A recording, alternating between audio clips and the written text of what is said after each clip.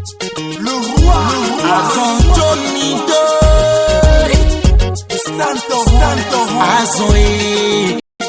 Azon nou gen gbeto Mato yami bonu majairo beto nou kon Azon gen to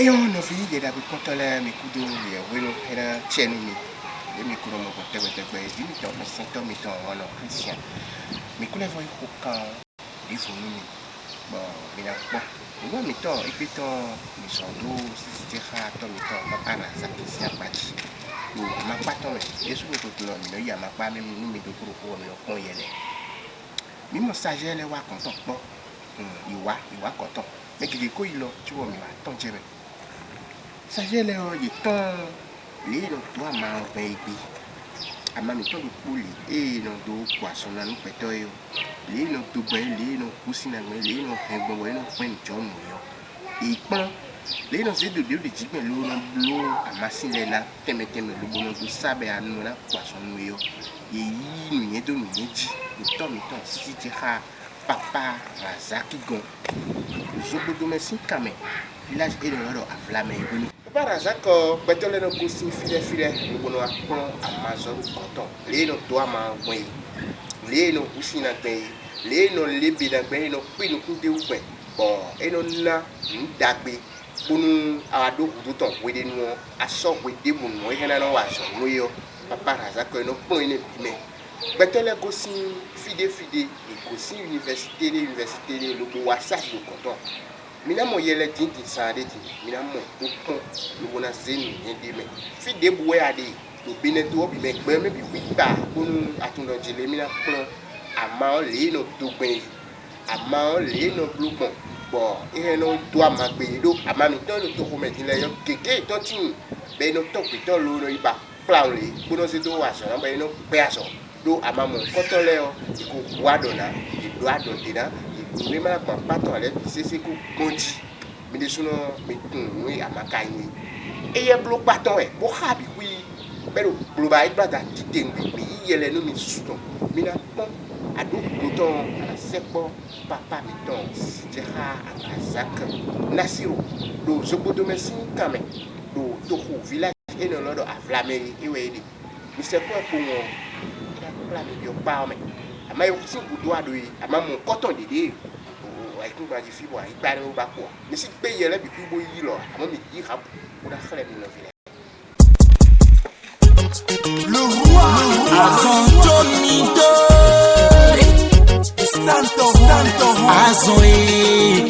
Azon nou gen gbeto Mato yami bonu majairo beto nou kon Azon gen to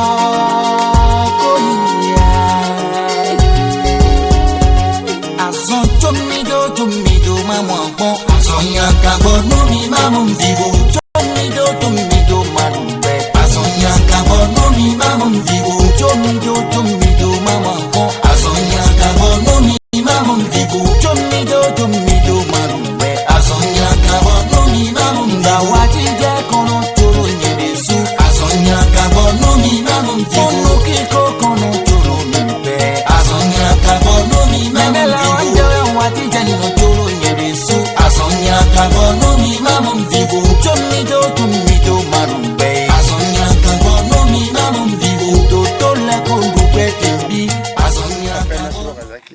Je suis phytothérapeute. Nous sommes ici devant le jardin des plantes médicinales de la santé. Nous sommes à l'entrée du jardin. Le jardin où, comme je vous l'ai dit l'autre jour, c'est une station de recherche où l'université envoie les étudiants pour les travaux de terrain. Et cette année, ils ont commencé par envoyer les étudiants pour un stage de formation. Et avec l'arrivée de ces étudiants, je crois que moi-même j'ai connu une évolution très importante. Vous allez tout à l'heure, quand on va rentrer dans le jardin, vous allez constater, parce que c'est à l'actif des étudiants, on a commencé par mettre les étiquettes sur les arbres. C'est-à-dire on met le nom scientifique et quelques recettes de ces plantes-là. C'est ça. On va aller visiter ce qui se passe dans le jardin. Dans le jardin et les quelques avancées, après votre passage de la fois passée, les avancées que le jardin a connues. C'est ça. Donc on peut entrer. Donc, à l'entrée, tu as vu, ici, on a mis le nom scientifique qui est Elaïs guinéensis, qui est de la famille Arecacées. Le nom français, c'est palmier à huile. En fond, le nom, c'est tétine. Usages médicaux utilisés pour guérir la fièvre jaune, le paludisme. On donne juste quelques exemples. Donc, si on trouve ça là, ici, tout le monde va croire que c'est une bâche qu'on a attachée sur le tétine seulement. Donc, oh non, c'est des étiquettes placées sur l'arbre pour donner son nom scientifique, son nom vernaculaire et quelques usages dans la médecine traditionnelle. Donc, si on rentre dans le jardin, on a fait tout. La majorité. Ah, d'accord. Merci. Devant vous. Je suis au nom de Bernardin Eda. Je suis étudiant à la faculté des sciences agronomiques, spécialement en aménagement et gestion des forêts et parcours naturels. On est ici pour notre stage de fin de formation. Donc on a déjà fini les cours académiques et notre prof nous a envoyé ici pour les stages de fin de formation chez M. Razak.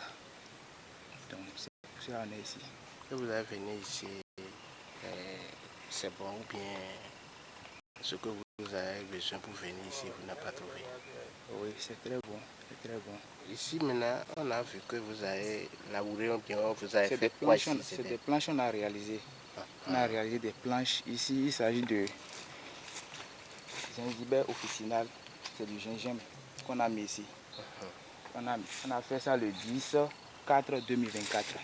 Donc, à notre arrivée, on a commencé à réaliser les planches. Il nous avait parlé de ça, qu'il payait ça au marché. Mais il constate que ceux qui le produisent utilisent des engrais. Ce qui fait que ces cultures perdent leur substance et ils ne travaillent plus correctement. Donc on a décidé d'installer ces planches pour que ça soit ici. Au cas où il y aurait besoin de ces choses, il viendra ici chercher seulement. Comme c'est un jardin de plantes médicinales, on va installer tout dans le jardin. Et aussi, comme il est un phytothérapeute, la matière première, c'est les plantes. Moi, je suis Michel Lessé, étudiant en aménagement et gestion de l'environnement en spécialité aménagement et gestion des forêts et parcours naturels. Village à Gogohon. Zobodomé sin kame, zouneme. Bon, mes cousins Zozo, Boafi, Monsieur Razaki Gor. Mikawafi, vous t'aimez we ba mende mika kpewuro mo peria. Mano mino mimo. No nwe domi afita wanwe no mini awazodo amanlesin dali. Ale nile nya bazonu meni amanete na zan, amanete le detele ba ite amelo nowa, ite dolo nowa, ite atin double bume ite no blue. Nwe domi afita wanwe wo. Mano jero ero nwe ba mende mino mimo. C'est ça le nom scientifique. Pédilanthus timaloides. La famille, c'est Euphorbiacées. Français, Euphorbes timaloides. Enfant, Floa. Usages médicaux. On l'utilise pour traiter les boutons sur le corps. En botanique, c'est Jatropha podacrica. C'est de la famille Euphorbiacées. En français, c'est corail végétal. En fond, nous votons. Usages médicaux contre la sorcellerie, purification, essence. C'est-à-dire en sang, quoi. C'est sous forme comme un sang. On l'utilise aussi comme un sang. On sèche. Pour préparer l'encens, on sèche ça. On sèche ça, on plie ça. Et puis d'autres ingrédients s'ajoutent pour composer l'encens. C'est ça. Tu as vu notre... Le mot dit tekiti. Souvent. C'est ça, le nom scientifique c'est Tectona grandis. C'est de la famille Ferbeniaceae. Français c'est Tec. Fond Tekiti, alors Khoreti. Et ça fait quoi? Usages médicaux, on l'utilise pour composer les produits contre l'anémie, contre la teigne. Bon, on va évoluer. Donc, on a vu. Là, c'est des pistes tracées pour permettre aux gens de pouvoir se promener dans les jardins parce qu'on ne va pas laisser les gens passer partout pour piétiner les arbres. Donc, c'est pourquoi on a fait des allées de passage. C'est ça. Tu as vu, la fois passée, quand on était venu, il n'y avait pas ça là. Non. C'est des avancées. Le roi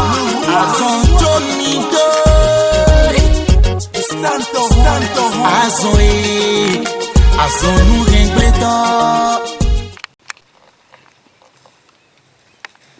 Il y a des techniques. Voilà la technique qu'on veut utiliser pour planter les arbres.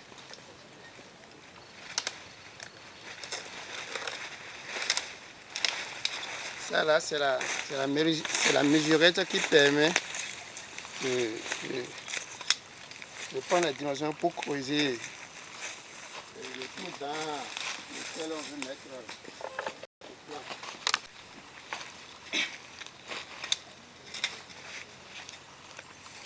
Quand on dit jardin, là, c'est des activités un peu difficiles.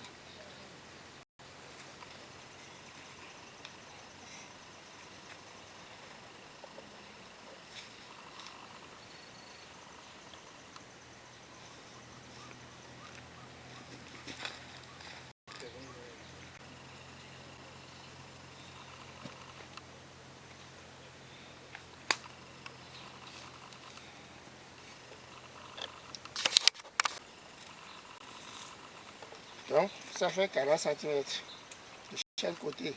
Maintenant, on va creuser encore 40 cm avant de planter. Et comme ça, on est sûr que la plante va bien suivre. Parce que si on ne fait pas ce système-là, tout ce qu'on plante après quelques temps, tout est grillé. Mais avec ça, maintenant, on a commencé par avoir un résultat positif. Donc, on creuse jusqu'à 40 cm. Après avoir creusé, maintenant on va mettre du terreau. On va remplir avec du terreau jusqu'à 40 cm avant de planter. Et là, on est sûr que la plante va bien pousser.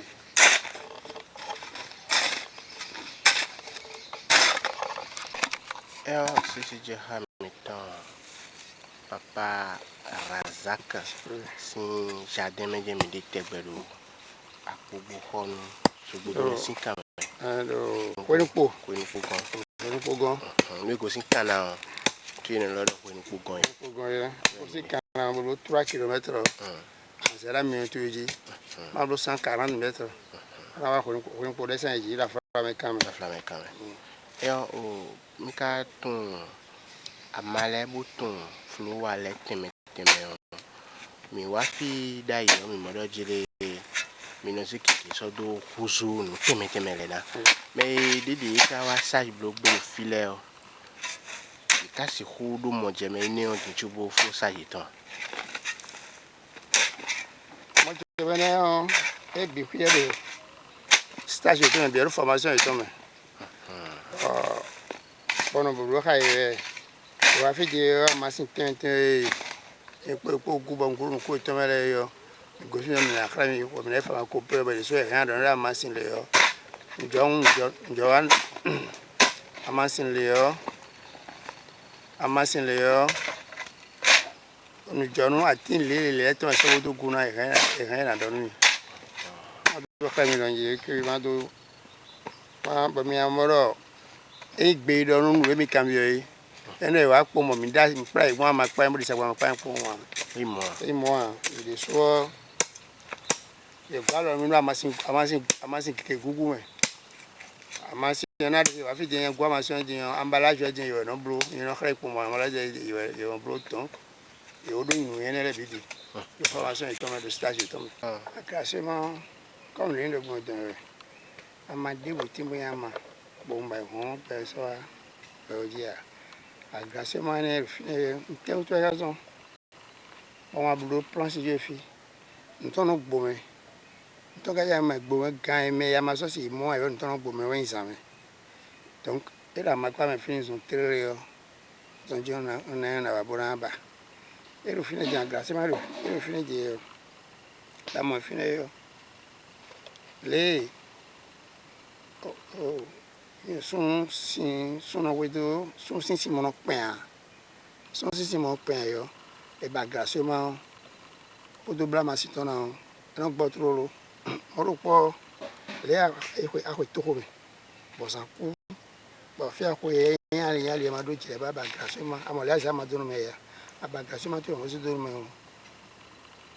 à peine débouché ya il y a autant au rebond à l'équipe à grassement là tu vois j'ai fait quoi du il est sorti nous mango sans les genoux et on ba do lo Déboujegia.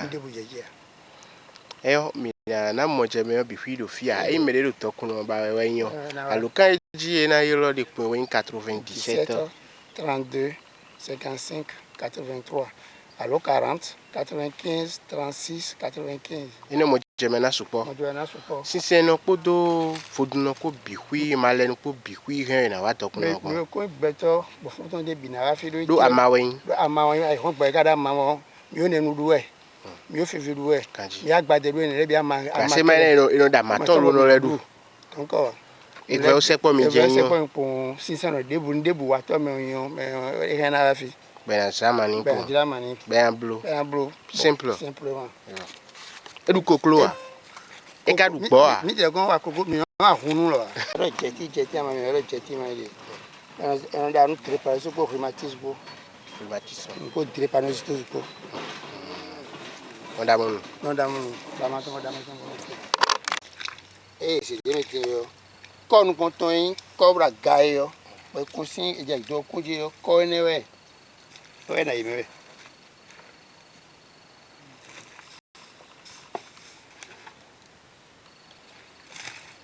ama tin po ya to ba ti on ina quand nous comptons lo yin terreau ko da gaio no do ndu gani do ama kuku le bi do yun de ji e o nene ro khale ro tintie bo mi kon je nene bi huyo ndudu yin matin ene ro engrais naturel atine to mi ne kon atine to ro fo gbo ro leluma asante no ko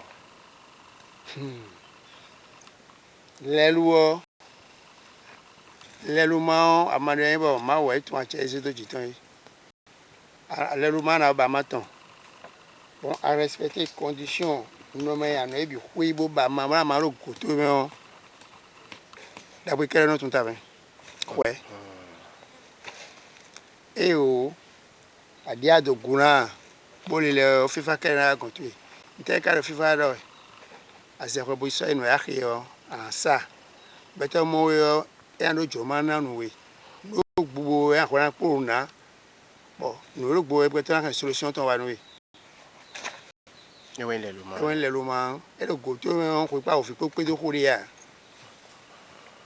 am ko ya me ewen le luma so na wa la yo ni esa le luma yo nu wa te bien no trono ya bokono ya o foduno ya nu ko nu bo nu o mese mi ton le yesu mi ton le bi fi ran sama donc amane magati yan mo besoin yen lo bo na support me lo ba yo ena ya mo agos video ayi perepo yo kholi nu po me foduno bra pato me e we na yan ma dun kon ama ene nu no wa me e we na mi dun kon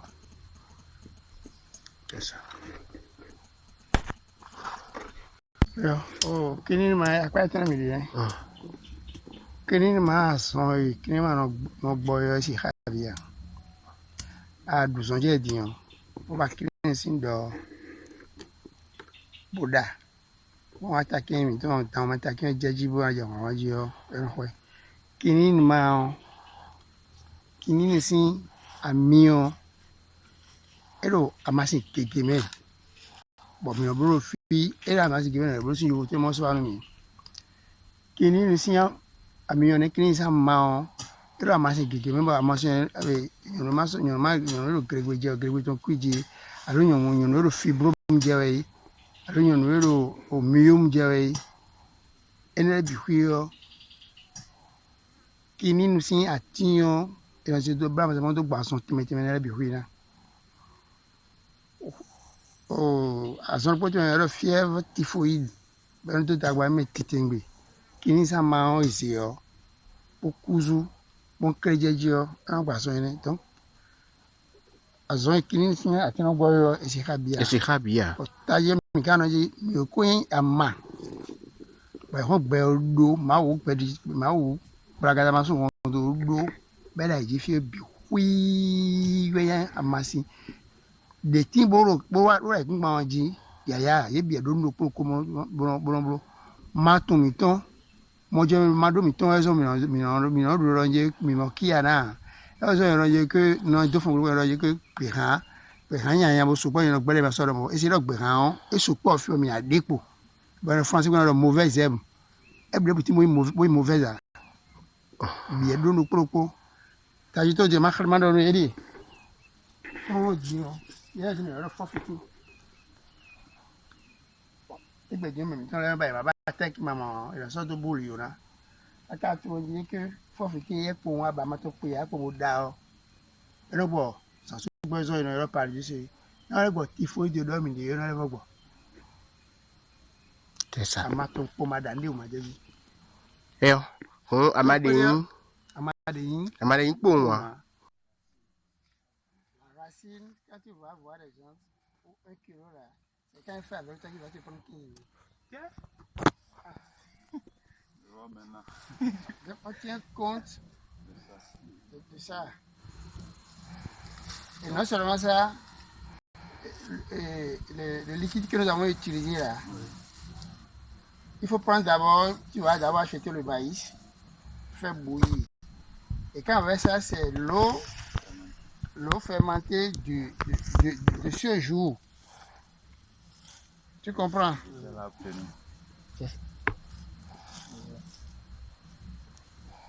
Non, pas que c'était à cause de l'efficacité de...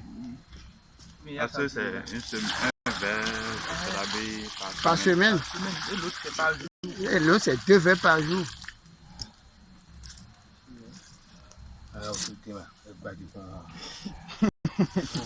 Eyo no ba mi de mi do mi mo mi ya mo mi ni zon di le do fi pere bo e we de bo so ne le temi ka blo de ji bon fil mi mando mi le clé aussi de mi wa clé le de bro fi a eno do atindile eno atinvidile no do de me wa e kno do ne lo de le ba no no zombo amano wazo de le timbo no wazo ani do yi ho e zombo mi ale clé lo fi o mi do fi lo de mi amoro mi do to tero fi fi lo de mi do kikuma lo do desiama Kikuma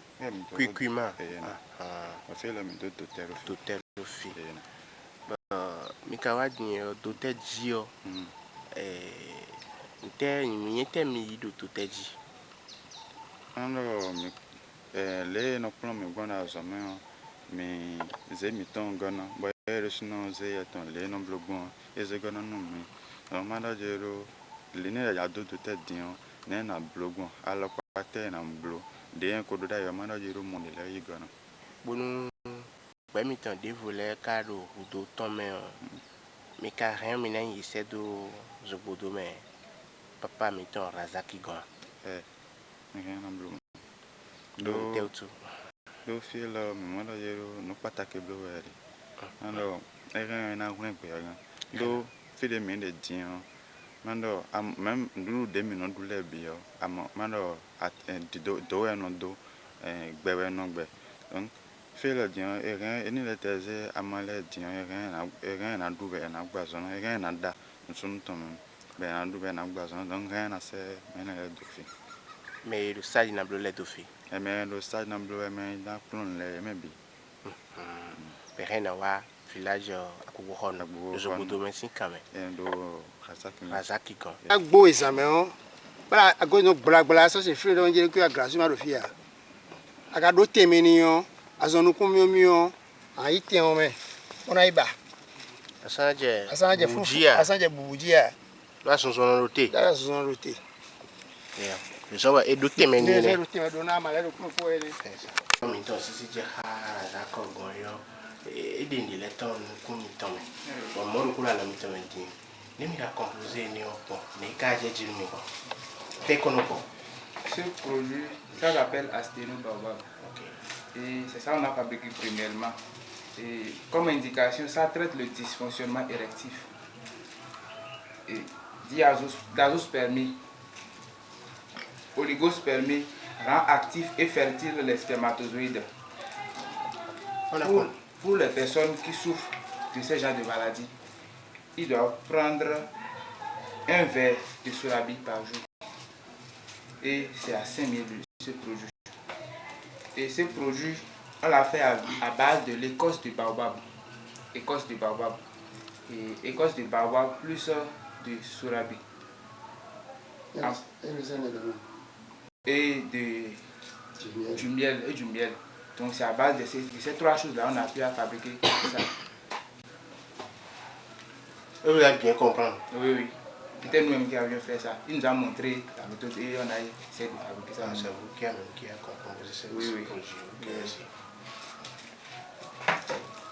Plus de ça, il y a Asteno Carpolobia. C'est l'espèce qu'on est en train de planter dans le jardin tout à l'heure. Donc c'est ça qui est ici. C'est les racines de l'espèce qui est ici, ajoutées au truc là. L'eau fermentée du maïs. Du jour. Et ça, on a ajouté à ça. Donc ça aussi, ça traite le dysfonctionnement érectif. C'est la même chose que ça là. Ça joue le même rôle que ce qui est ici. Maintenant, et la différence est que ça là, c'est difficilement on arrive à trouver les racines. Les espèces, quand on cherche les racines, ça, les espèces ne vivent plus. Donc c'est ce qui fait que ce produit est plus cher que ce qui est ici. Si nous prenons par exemple ici, c'est un demi-litre, c'est à 5 000, alors que ça là c'est 1 litre, c'est encore à 5 000. C'est à base de la matière première qu'on avait à utiliser pour pouvoir le faire. Façon dont c'est rare à trouver. Il avait dit tout à l'heure que le kilo est à 15 000 pour les racines de Carpolobia. Donc ce sont les produits qu'on avait à fabriquer. Il y a aussi Pita et Nas qu'on avait à fabriquer aussi.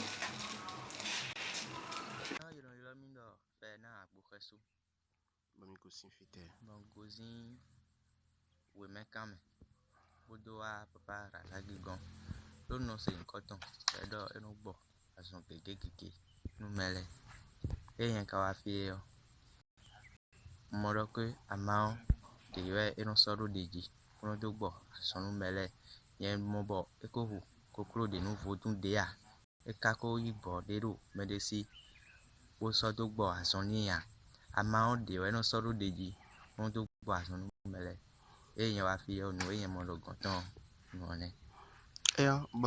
Mi wa fi mi se do edo amapa bo amatemeteme le bi hui deme mi monu gwa Mowe edo amapa bo amatemeteme le bi hui we deme amade buwe bade bo wa papa razaki gon bo kambi nu edeme o ena khlewe bo anamo nu bi bade o ena le banwe banamo.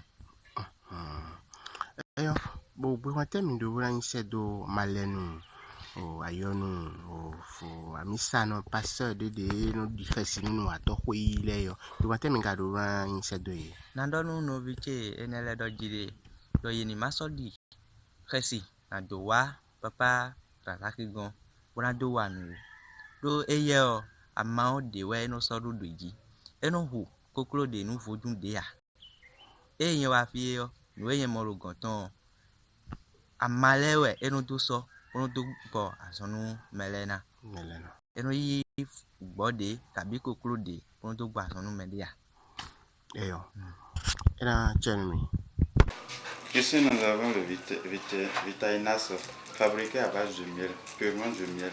Juste qu'on a ajouté la poudre de cascara à ça. Et ça traite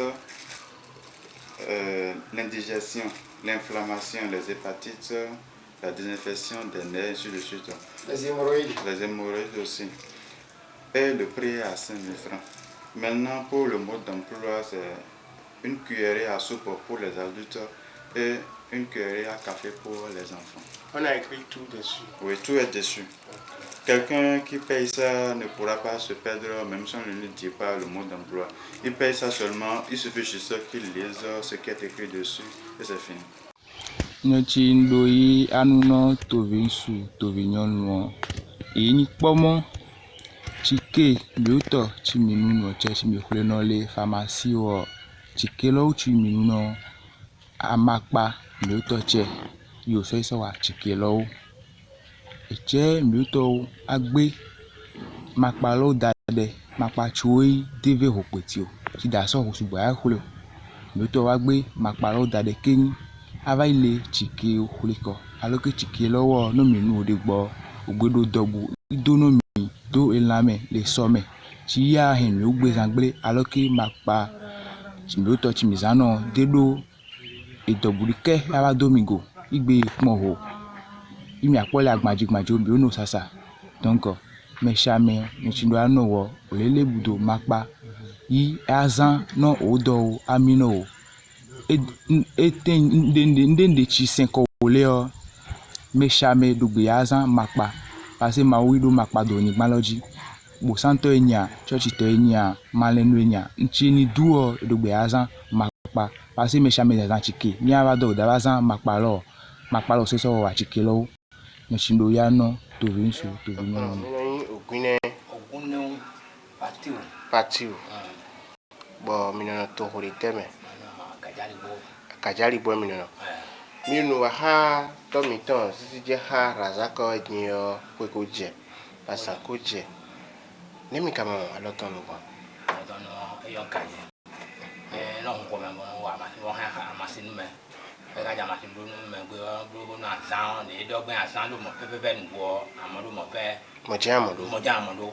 Àwọn ọmọ yọ lẹ o kan bi ẹ no eno yi ko a aye wona se ko me ati yo po bu ati me ko debu eno gbe yo po bu de sin ko a e yo e bro ni le ọmọ me na le de kale we le no du gbe na kale we ga bi ra wa kon to an do nu ga bi ra suna wa kon to bi lo jan le so wa kon to bi lo an do ko ma da ti ma aye ko mo ba bo ja ko ati bu ja ko ja ko ati dan no no fi te gbe alo o mo ye ko mo e no bro ba yin pe ko no bro abi no yo ra ba no bro le yo e ko yin po ko wa yin to wo de a go mo de a enu jadi de ku gbe bo no yo ku kanjo de ji a go mo e ko no pa so bo an bele nwe eyo bele ma yen je to ko ko fito de ga ipon ya e pipia ogo to we jen ya jen yen do ngo na tinga ama si jen na tinga bele a ma si anja Ìkóyè ngálé tí màá wí fún ọmọ ìlú Benin Àpòdédé ní Jígbó. Akọ́mọ àtọ́jọ́ fún ewé yìí jí ewé wọn torí ewé yẹn yẹ àlọ́kẹ́rà lé pharmacie ibà ta ewé yẹn Àpòdédé. Ewé yẹn àrẹ́múchẹ́ ní egi wọn àmúchẹ́ ní ewé egi eguguru wọn àmúchẹ́ ní. Bóyá àkọ́ àtọ́jọ́ fún ọ káàkọ́ àkọ́tà àmúlọ́kẹ́múra ewé ìwálé pharmacie yẹn.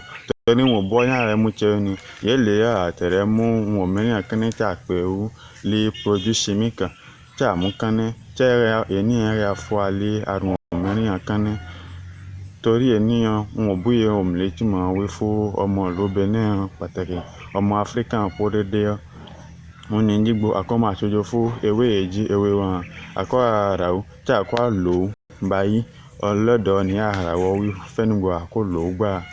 Bon, il faut y avoir un rythme où il faut au moins l'eau Benin pour patapata. C'est le savon qu'on avait préparé ça.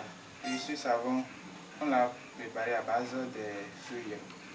Donc, on a utilisé feuilles de laurier, on a utilisé de l'oignon blanc, on a utilisé feuilles de Parquetiria nigrensis.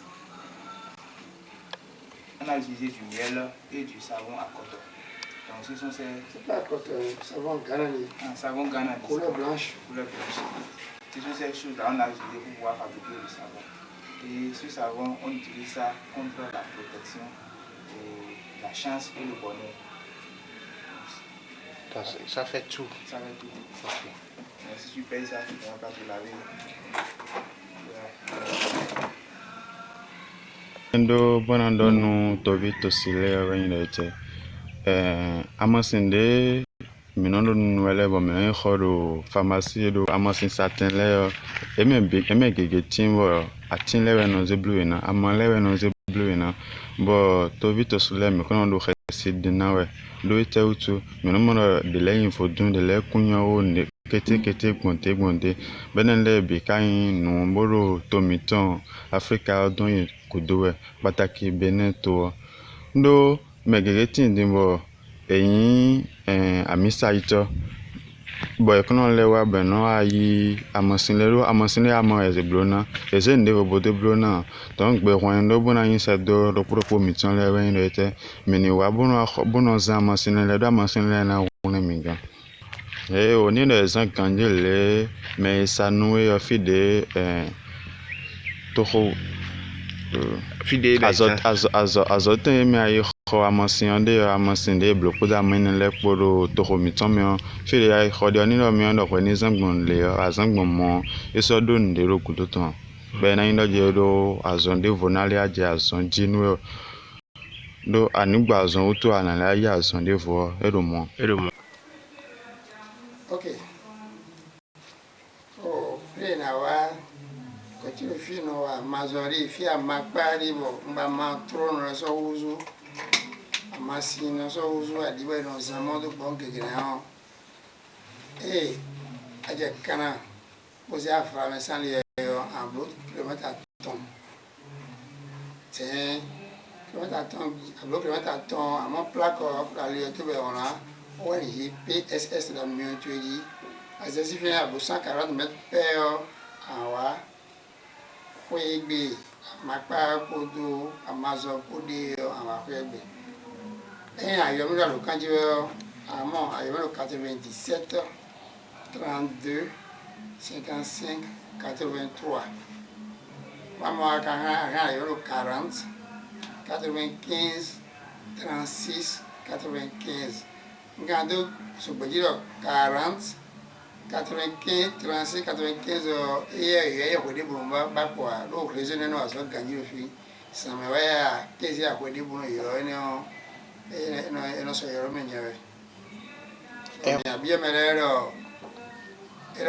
et mo kunpo et pote ou et c'est 1000 fois et rien va bona c'est le comment donc amakpa na fofo no ya makpa do megege na tupo na maintenant de tourner. Merci. Ce que j'ai à dire à la population est que les plantes que nous utilisons chez nous, à la maison et autres, c'est ça on utilise pour pouvoir fabriquer les produits pharmaceutiques. C'est ça on utilise pour pouvoir fabriquer les sérums, toutes sortes de produits qu'on vend à la pharmacie. Maintenant, la majorité des gens ignorent ces plantes et ils vont surtout à la pharmacie pour pouvoir payer ces produits qui sont plus chers que les plantes que nous avons chez nous. Surtout, les gens se disent chrétiens. Ils disent que quand on utilise les plantes, c'est les trucs de vaudou, les trucs qui ne sont pas bons. Et ils négligent ces choses alors que ces choses-là sont de chez nous, qu'on doit utiliser. Moi-même, je suis chrétien. Mais pourtant, j'ai décidé de le faire. Parce que ça va nous avantager, surtout nous les Africains. Les plantes, c'est ça qu'on doit utiliser pour pouvoir traiter les maladies et non les médicaments. Les médicaments ont été préparés à base des produits chimiques qui ont des effets secondaires, alors que nos plantes que nous utilisons ici n'ont pas d'effets secondaires et sont encore moins coûteux. Donc, c'est un peu ce que j'ai à dire.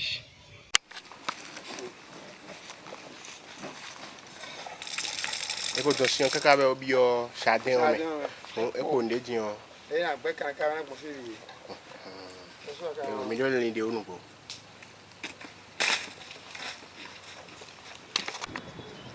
Novi, il y a des contrôles et la chaîne. Vie, micro tout ça, il y a bon, tant mi temps, si j'ai papa, à Sako, et si nous voilà les mimos témétéméné donc on les souvent et nous y go débois miko moiti bedo forêt o me bon et do jardin o me bon bon les ngbe yo et do hado témétémé les et ti ha gbe mi si ku pe u bodo mi na so bi so khale mi ya e tu so bo mi bio à l'occasion vraiment bon ina et de suna e mi de ku don de budon mi kekere lo bo yulo à l'occasion mon coton e yi gbe bono yi gbeto to pa me bo ino plan à mange à son temps ti dengbe e yi gbe bo ado fi de bu bonu atuno mi no nye pa do nye ti we o e gbe fo no ino yi amawato ino yi sinseno ino yi malenu do eye de suo azoi ino wai we ndo jele ino pason peto lo bo katun le no le doa ma gbe le no wi bonu amami ton do po gbe yo eton lo bo mi le su mi mo yele lo ko teme wa iti e bio do po mi ton no do khasi diwe do i don tion e dan hu koklo e dan hu po e dan do so de ton ayo e bio mi me bi do e do fotun amo ama study do de tio ni sepo dokuno eno di khreme eno ko me aro tokudo fi de bu yiro alukanto ponje ngonu azoi jewe ade adonu dokuno pon le jenyo eyo irena donu do amo amale do ton eya bo bade o bo so deji ena bonu iba ya de dokuno sisi jeha papa azaka eno blonu mo koton nu beto bo mo jemeno tinu me no vle masa ko yo et de ce bout de mes camés. Là, il y a flamme et oui. Donc, il y a une chaîne de comité là, puis, non, mais c'est un miton, moi non, Christian. Et oui, il y a une leçon canon. Bon, miton, il faut tout. Il y a une chaîne.